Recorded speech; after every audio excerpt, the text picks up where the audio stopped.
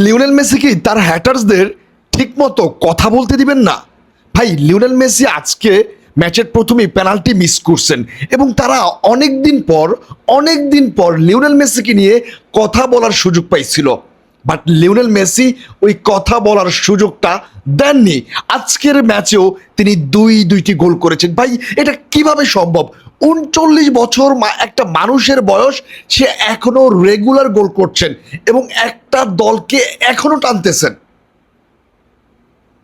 এবারের ওয়ার্ল্ড কাপে এখন পর্যন্ত টপ গোল স্কোরার 2 ম্যাচে 5 গোল এবং এই মুহূর্তে ওয়ার্ল্ডের বিশ্বকাপের টপ স্কোরার লিওনেল মেসি, যিনি 17 গোল করে শীর্ষে আছেন। মানে এই মানুষটাকে আপনি কিভাবে ডিসক্রাইব করবেন? এই মানুষটাকে আপনি কোন লেখার মাধ্যমে ডিসক্রাইব করবেন?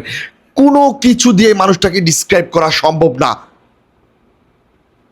আজকে আর্জেন্টিনা খুব বেশি ভালো খেলেছে এই কথা আমি কখনোই বলবো না, বাট আর্জেন্টিনা আজকে যেটা করেছে, তারা যখন দেখলো অস্ট্রিয়া আজকের ম্যাচে ফিজিক্যাল ফুটবল খেলা ট্রাই করতেছে এবং আর্জেন্টিনা আজকের প্রথম থেকেই একটা রিদমে ছিল না, এটা যখন স্কালোনি বুঝতে পারলো এবং যখনই আর্জেন্টিনা প্রথম গোলে লিড পেয়ে গেল, এরপর থেকে স্কালোনির এই ম্যাচটা জেতা টার্গেট ছিল, কোনো মতে জেতা, এবং আর্জেন্টিনা এই 1 গোলে লিড নিয়ে জিততে চেয়েছিল, বাট লাস্ট মুহূর্তে মেসির গোলটা আমাদের জন্য বোনাস হিসেবে এসেছে।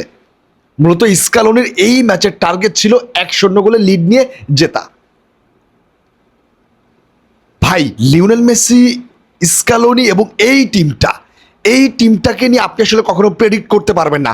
আজকের খেলা দেখে অনেক আর্জেন্টাইন ফ্যানরা কিছুটা হতাশ হতে পারেন যে আপনার টিম অনেক ভালো খেলতে পারে নাই, বাট এই আর্জেন্টিনাই দেখবেন আবার বড় টিমগুলোর সাথে ডমিনেট করে ফুটবল খেলতেছে এবং আজকের ম্যাচের এই রেজাল্টটা আর্জেন্টিনার জন্য ভালো হয়েছে এবং আর্জেন্টিনা আজকে থেকে সাবধান হয়ে যাবে বড় টিমগুলোর অ্যাগেইনস্টে তাদের কেমন পারফরমেন্স করতে হবে, কোন জায়গায় ল্যাকিং আছে, সেটা আজকের ম্যাচের মধ্য দিয়ে লিওনেল স্কালোনি ঠিক করে ফেলতে পারবেন। সুতরাং আপনার কাছে ম্যাচটা খারাপ হলেও আমি মনে করি আজ আর্জেন্টাইন ফ্যান হিসেবে এই ম্যাচটা অনেক গুরুত্বপূর্ণ ছিল, এই পারফরমেন্সটা অনেক গুরুত্বপূর্ণ ছিল আর্জেন্টিনার জন্য, বিশেষ করে লিওনেল স্কালোনির জন্য।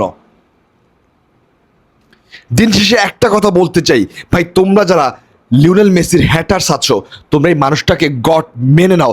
দেখো, আমি জানি তোমরা রাতে ঘুমাতে গেলেও মানে তোমরা আসলে স্বপ্ন দেখো যে কেন আসলে মেসিকে তোমরা গোট মানতে পারতেছো না, মানে তোমরা এটা আফসোস করো যে আমরা কেন মেসির ফ্যান হইতে পারলাম না। আমি জানি ভাই, একদম নির্দ্বিধায় মেনে নাও Lionel Messi the god, the greatest of all time. তোমার লাইফটা খুব সুন্দর হবে, ফুটবলীয় লাইফটা খুব সুন্দরভাবে কাটবে। ধন্যবাদ সবাইকে, আসসালামু আলাইকুম।